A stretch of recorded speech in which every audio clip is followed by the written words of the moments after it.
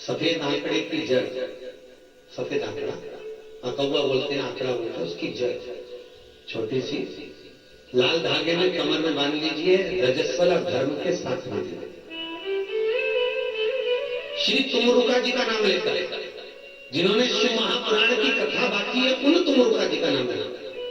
शिवगत जी पर से 21 बार उतारिए, 7वें दिन वो कमर में बांध लीजिए। महाराज नारी का गर्व ठहर जाता है। मान लो कोई अड़चन आ गई, नहीं बांध पा रहे हो, तो बेलपत्री के पेड़ के नीचे किसी ब्राह्मणी को उसके बच्चे को गोदी में बिठाकर खीर खिला दीजिए। बची हुई खीर बेलपत्री के पेड़ के नीचे ही बैठकर आप खा लीजिए। गर्भ अभी चंडीगढ़ में कथा की, वहां कोई मिलने के लिए आए थे 2-3 लोग, उनके यहाँ 22 वर्ष के बाद में संतान हुए, 22 साल के बाद। और टीवी पे भी जब लाइव आप लोगों ने यूट्यूब पर देखा होगा तो उसको फोटो नहीं था, वो जो आए थे 9 साल वाले भी आए थे, 22 साल वाले। तो शंकर का अनुमोदन किया है, शिव का भजन करा है, शंकर की कथा सुनी। और फिर निवेदन करूंगा, शंकर की कथा में एक एक जो उपाय आए हैं, अगर आपने कर लिए तो आपका जीवन सार्थक हो गया। करना आपको पड़ेगा, तो दूसरा नहीं। स्वयं खाओगे तब पेट भराएगा,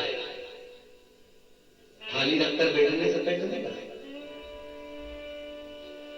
कई लोग कहते हैं राहु के जाप हम कर देंगे, कई लोग कहते हैं हम राहु के जाप कर देते हैं तुम्हारे को फायदा मिल जाएगा, हम केतु के जाप कर देते हैं आपको फायदा मिल जाएगा, हम इसका अनुष्ठान कर देते हैं तुमको फायदा मिल जाएगा। शिव महापुराण की कथा कहती है स्वयं खाओगे तो स्वयं का पेट भराएगा। शंकर की कथा करिए, स्वयं करिए ना, स्वयं भजन करिए, स्वयं कीर्तन करिए, स्वयं दान, स्वयं पुण्य करिए, उसका फल आएगा।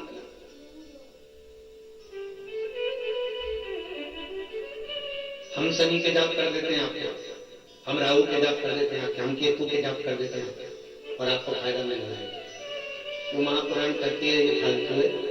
शंकर की कथा कहती है आप स्वयं 1 लोटा पानी चढ़ा कराइए, आप स्वयं बेलपत्री नहीं है, शंकर पे से चढ़ी हुई बेलपत्र उठाकर धोकर वापिस चढ़ा दीजिए, स्वयं करिए।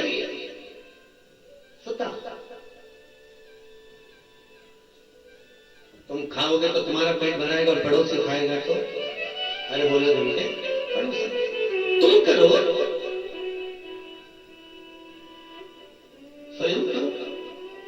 सुबह कोई भैया मिलने आए थे 9-9:30 बजे, वो कह रहे थे गुरु जी मैं बहुत दूर से आया, मैं कहाँ का गाँव बताया, मेरा कौन सा गाँव बताया, जहाँ से माता जी भी आएंगे वो गाँव कौन सा, एठा से मिलने आया है। गुरु जी हमने आपका वो उपाय करा था, भगवान की कृपा हो गई, हमारा काम हो गया, मकान नहीं था, घर का मकान हो गया। तो आप कर रहे हो तो आपको मिल रहा।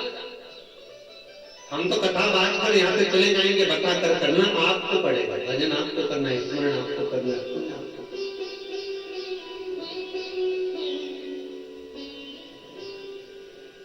पुराणों में जो लिखा हुआ है वो बताया जा सकता है कि आप ये करिए, फल मिल सकता है। भजो, स्मरण करो। तो शिव करे ऐसी कोई जगह नहीं, शंकर करे ऐसा कोई घर नहीं, शंकर करे पृथ्वी पर जन्मा हुआ ऐसी कोई नारी नहीं, पृथ्वी पर जन्म लेने वाला कोई ऐसा जीव नहीं। शिव कहते हैं जिसकी गोद न भरी हो, बस अंतर इतना है कि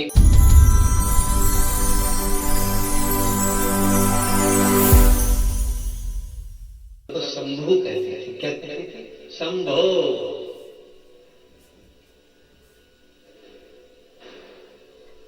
क्योंकि जो पत्नियां होती हैं वो अपने पति का नाम नहीं ले सकती थी, लेती है क्या? अरे बोलो तो सही, नहीं लेती ना। अब लेने लगे तो बात दूसरी। पहले तो हम लोग एक बार इंदौर कथा करने गए, लगभग 17 साल पहले की बात, इंदौर में कथा करने गए, भागवत जी कर रहे थे और आरती गा रहे थे, जैसे जी सरे तो पास में अम्मा खड़ी होकर बोले कल्लू के पिताजी हरे। सोचो 17 साल पहले की बात हो, इंदौर जैसी स्थिति में कल्लू के पिताजी हरे।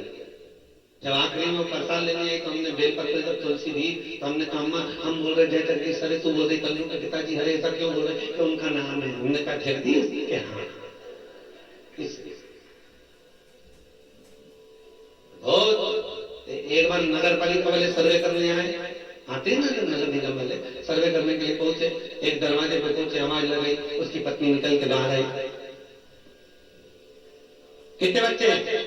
2, राम और श्याम। तुम्हारा नाम? नीलाबाई। पति का नाम? तुम्हारे पति का नाम क्या? अरे पति का नाम हम बताएंगे क्या? तो इतना में सर्वे वाले बोले पति तुम्हारा, तो तुमने बताओ क्या पड़ोसन बताएंगे? बोले पति का नाम क्या?